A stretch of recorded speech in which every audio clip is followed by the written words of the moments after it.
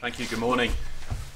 I was just trying to make a note some of the issues that I guess that Chris just went through and outlined. And I think his final comment about gas being a key role for the energy mix now and in the future, I think we would echo as an investor. But I'd like to take you back, I think, to the first comment that was just raised this morning that they would put up. And I guess this stems from the letter that the Committee on Climate Change wrote to Ed Davies, saying somehow by investing in gas power would break the law, was the Daily Telegraph ran it, and you'll probably have seen similar articles in the Guardian. And you're taking it from a perspective that anybody that's been following the energy debate for a while knows that it was the dash for gas in the 90s is the reason why the UK is on track to deliver its part of the bargain in terms of its Kyoto climate targets. Now somehow that if you carry on investing in gas, it seems to be in conflict. What I'd like to do, I guess, with my presentation is just to cover off three issues, really. How do we get to this state of affairs whereby there's this change of perception of gas? Describe how we've actually impacted the power market. Previously, in one of my old roles, I used to be run the operations side of E.ON in the UK, and the way that the market going forward in terms of closing out coal and the changing role for gas and the impact of wind intermittency is becoming a really complex issue to manage. And it also gets misportrayed quite a lot in the media. So I'd like to take you through some of the thoughts that we've got. And also to use some of the figures from the Committee on Climate Change, because they're very transparent. So although you have an organisation providing independent advice to government, you can actually see exactly what they're saying with their figures. So what is the role of gas and what are the issues that they're raising? And I'll just share some thoughts from E.ON's perspective in terms of how we see the role of gas going forward. But how do we get to this position? Let's just take you back. Anybody who's been in the industry a while remember that sort of an iconic picture that The Economist ran in 1999 that energy was cheap, people were investing in gas plants, and a lot of the gas-fired investments that were built in the UK were on the back of the independent power producer model, whereby you had 15-year back-to-back contracts. Those types of power stations essentially eroded the value for coal. And from a power generator's perspective, gas was actually so cheap that people were actually thinking of considering, and even did on one station, convert an existing coal plant to burn gas at 38% efficiency, which seems somewhat ludicrous now in the sense of actually looking at the issue of gas as a fuel. But the world sort of moved on, and anybody, again, has to look forward in time and think this issue through. Let's go forward to around 2005. And our concern at the time around 2005 was that with so much coal closing out, we were actually worried that we would become too dependent on gas as a fuel. And most of the views that we were looking at internally with E.ON had gas of the order of 70–80% of power generation. It's that took our logic to the issue maintaining energy diversity down the coal route. And so the conversations with Greenpeace and Doug in the audience about what that meant. But we had a vision that says if you were really knew you had to tackle climate change, you had to go forward with carbon capture and storage. And anybody looking on the global perspective knows that we have to crack that technology.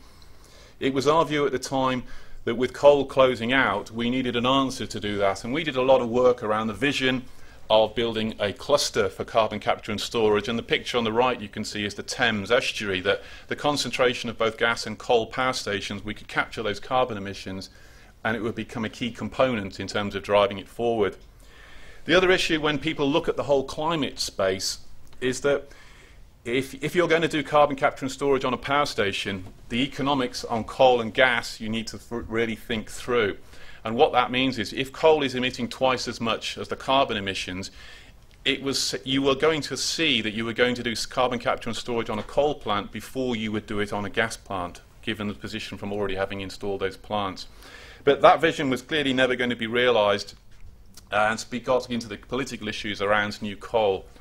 But you move on, I guess, to sort of 2008 and really, I guess, the renewables target in the spring of 2007. When Blair was at the European Heads of Government meeting in 2007 and the view came back that by 2020 we were going to have to get a third of all of our electricity to come from renewable sources, I think we went into serious modelling territory to really understand, well, what did that actually mean in practice? How would we in the UK deliver that issue? And likewise, how would we go about delivering the Climate Change Act coming through in 2008? But it was the renewables target When Europe burden shared that 20% figure, the UK's 15% of that target, starting from such a low base, it was obvious that wind was going to be a key element of that. Wind was intermittent, and therefore we needed to think that issue through and fully understand it. But events, I guess, have changed on again, and I think some of the issues we've just touched on briefly, Chris has done. The issue of shale gas, how competitive that has become. Gas prices have clearly opened up in terms of the hubs that we've seen. We've seen the exiting out of nuclear from Fukushima, and I guess questions regards how much shale gas will come from the UK.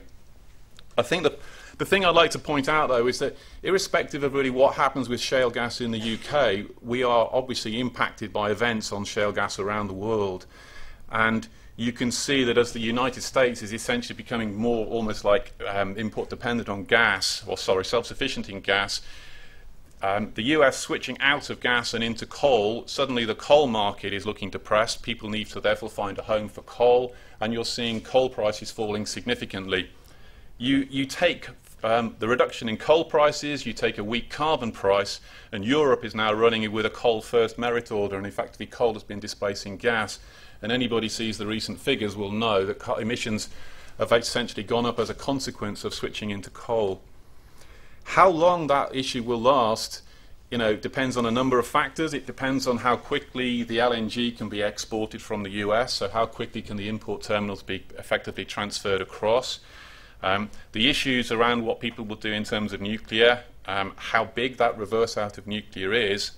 I guess from the UK perspective, though, the issue about whether we have it or not, obviously the Treasury is excited from a balance of payments issues, but we are already going to be impacted by the price we have. We're fully interconnected from the UK now with LNG and transport capabilities, so we as an investor have to think that issue through. Okay. Let's go to, what I'd like to take you through, though, is the Committee on Climate Change and what they've said. And a number of you will probably have seen this issue about carbon intensity target that's been flagged.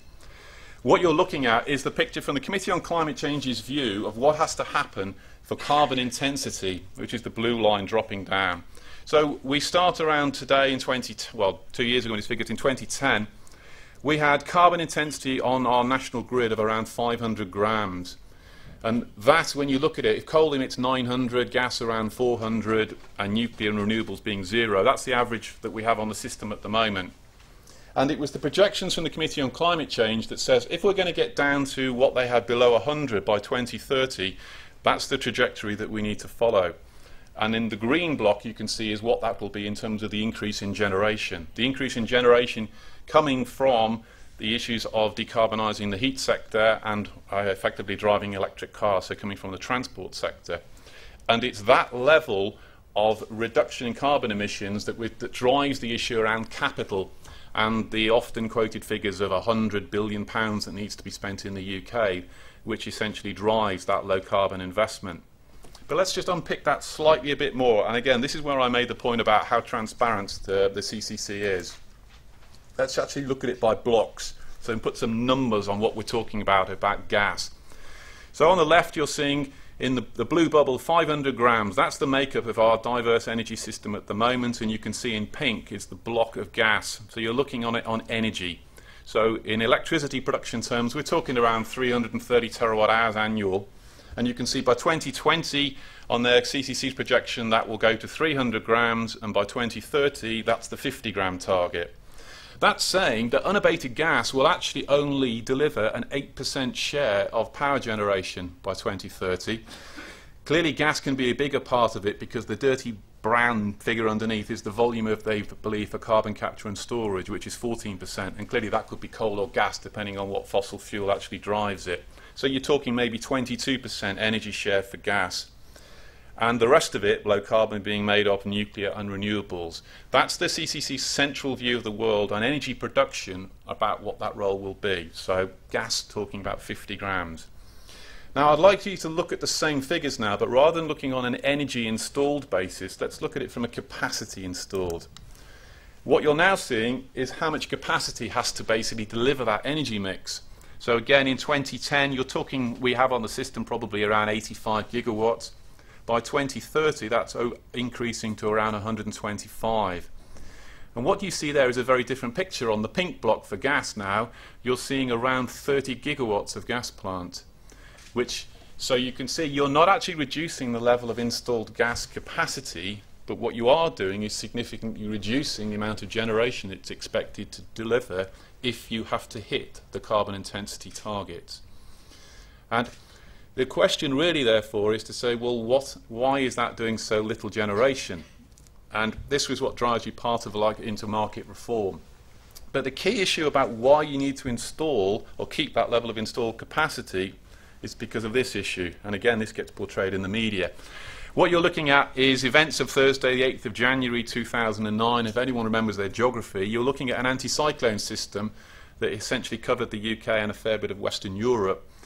And what that actually says is that all of the wind capacity that you're likely to install to hit your renewables targets, when you get a weather system like that, you can't actually rely significantly on the electricity production that's coming from your wind. So again, just to dispel some of the myths here again that get portrayed, wind is very reliable across a year.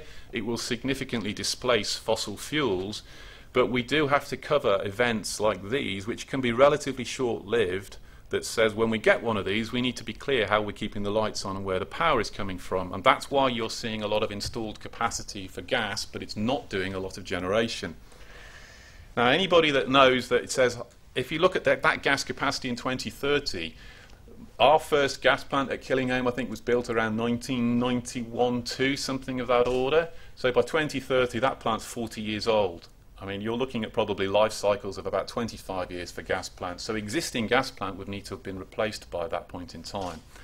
So you're going to have to build new gas plant, but it's not going to do a lot of running. And anyone looking at the economics of that starts to find quite problems easily, because you're going to need some very high prices to make sure that that's economic for that investment to make sense. And that's what lies behind part of the issues around market reform. Now, the other issue that the Committee on Climate Change have also flagged, and if you read the letter from it to Ed Davey, they have a very, very detailed appendix on the costs. What you're looking at in black is the costs of unabated gas going from 2018 through to 2035, and you're seeing that compared against the costs of low-carbon alternatives.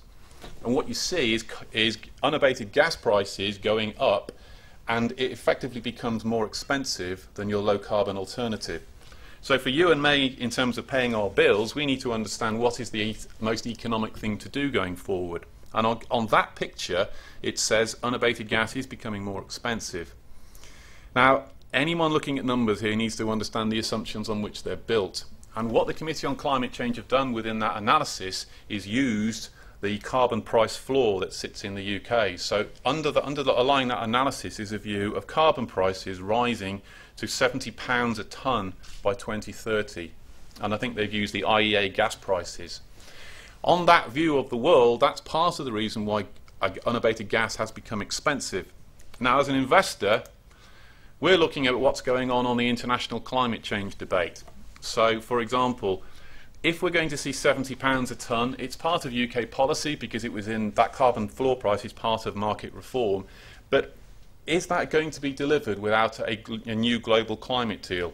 We saw events in terms of what came out of Copenhagen and Durban, and I guess Durban probably said, well, I think internationally the conclusion was we'll reach agreement, I think, by 2015 to take action by 2020.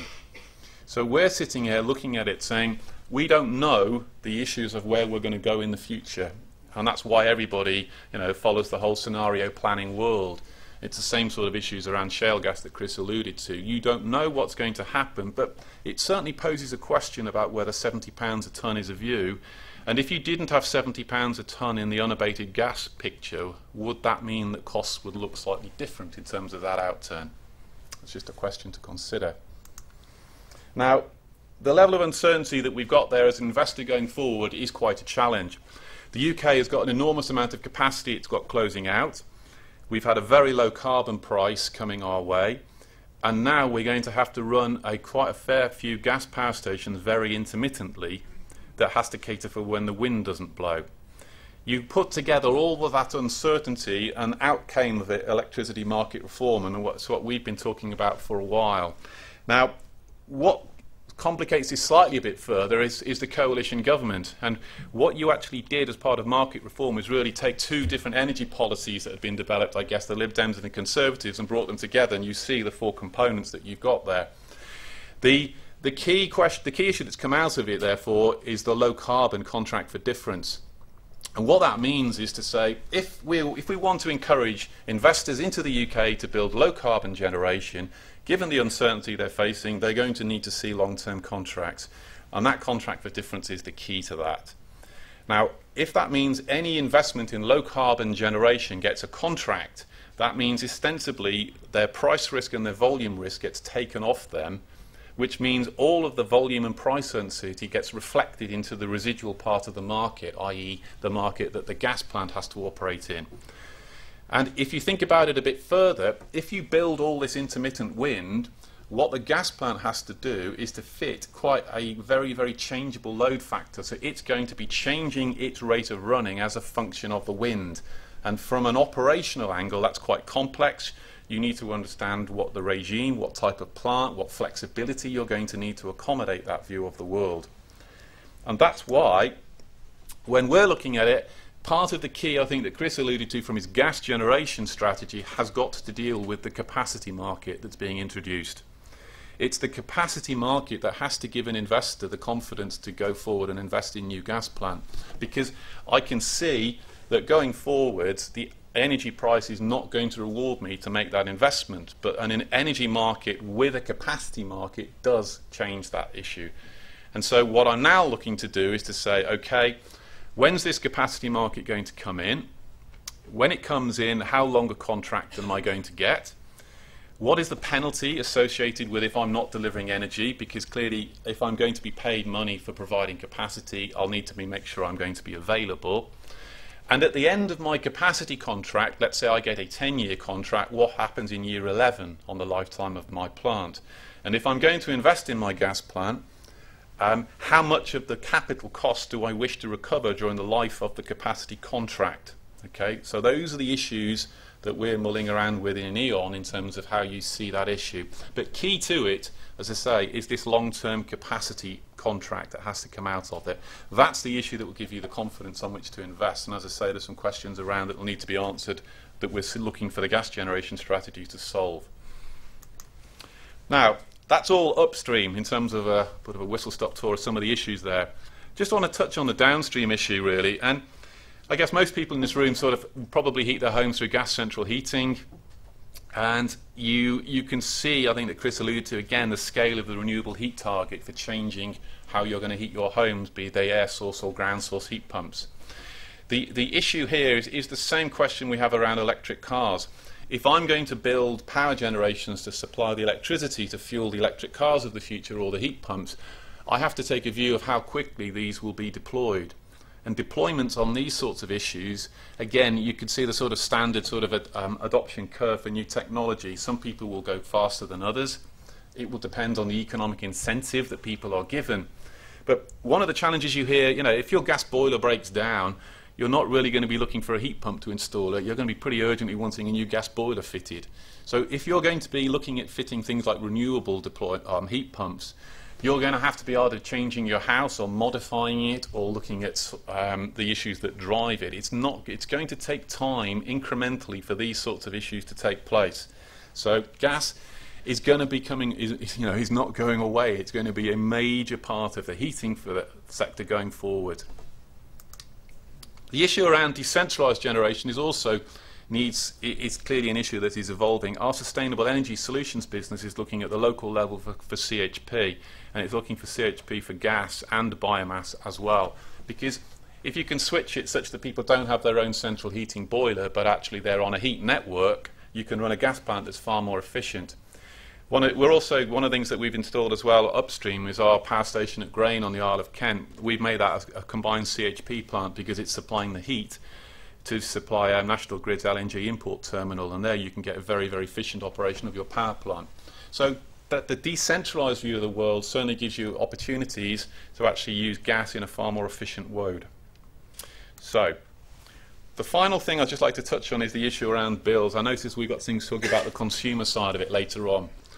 Just two things I'd like you to focus on. What you're looking at is Ofgem's figures, essentially, of the dual fuel bill that you and I are paying at home. And on the far left-hand side, on the top line, you can see that we were probably paying around £700 for your dual fuel bill back in 2005. To go to the far right, September 12, you're up to about £1,300 as the average customer bill. And it's that sort of issue and rises in the gas price which has driven a lot of the political issues around the impacts of energy and the issues around fuel and fuel poverty. Now, the line I'd like you just to take a look at as well that Ofgem is the red line, the rolling average along the bottom. That shows you the average supplier net margin on how much people have actually made. So essentially, how much are people like E.ON making as an average supplier? Well, clearly, I'll give you our figures as well. On Ofgem own figures, their latest view showed you that we went from sort of loss-making in 2005 through to this year, we're making around the average supplier is making about £45 on a £1,300 bill, or around 3.4% net margin. Now, you compare that with other industries, and I guess that's the issue of the debate about, you know, profitability within our sector, and I'll leave it to you to judge in terms of whether you think that's a fair return or not. So, some thoughts and conclusions, I guess, some of the issues that I've just drawn out. Gas has got a vital role to play in our energy mix. You can see it's been the key reason why the UK has tackled our climate change targets, but its role is going to change over time. You can see that it has to provide a much difference as coal closes out and oil-fired power stations close out. Gas dependency becomes an issue. Just think back to the issue around I mentioned on the issue around an anti-cyclone event. When it really goes cold in the UK, the power generation system switches heavily into coal and heavily into oil. Come 2015, a lot of that coal and oil will have closed out, and it will switch heavily into gas. So just at the same time, when the system is basically calling for demand for both energy, for electricity and gas, you are likely to see a bigger spike or more demand for gas being called upon, because you will have lost the oil-fired generation and lost the coal plant will have closed out. So gas has to provide the intermittent renewable generation, and the timescales for building low-carbon generation, gas is obviously going to have to provide that role as well.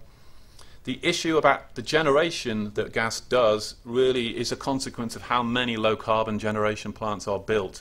And that is an issue about how many contract for difference get allocated, because gas essentially just fills in what's left.